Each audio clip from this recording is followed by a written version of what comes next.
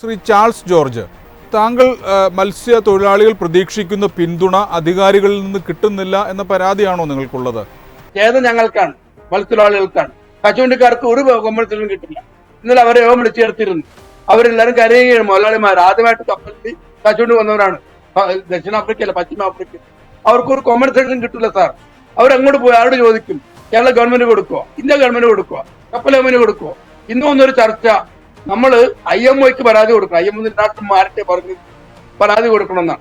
അവരെന്ത് നമുക്ക് കോമ്പൻസേഷൻ തരും? ഒരു കമ്പനിയുടെ ഇൻഷുറൻസിന് അവർക്ക് കൊടുക്കും, ഞങ്ങൾക്ക് ആർക്കും പദ്ധതി തരില്ല. അതുകൊണ്ട് കേരള ഗവൺമെന്റ് കേന്ദ്രത്തിൽ ഇടപെടണം. കേന്ദ്രവും സംസ്ഥാന സർക്കാരും ഇടപെട്ടുകൊണ്ട് ഇതുമായി ബന്ധപ്പെട്ട കാര്യങ്ങൾ നടത്തണം. ഒന്ന്, ഏറ്റവും പാവപ്പെടുന്ന കേരളത്തിലെ മത്സ്യത്തൊഴിലാളികൾ, ആദിവാസികൾ കഴിഞ്ഞാൽ ഏറ്റവും ദരിദ്രരാണ് അവർ. കഴിഞ്ഞ 12 വർഷം അവർക്ക് മത്തിയില്ല, മത്സ്യമില്ല. അവർ പിടിക്കുന്ന പ്രധാന മത്സ്യം എന്ന് പറഞ്ഞാൽ മത്തിയാണ്.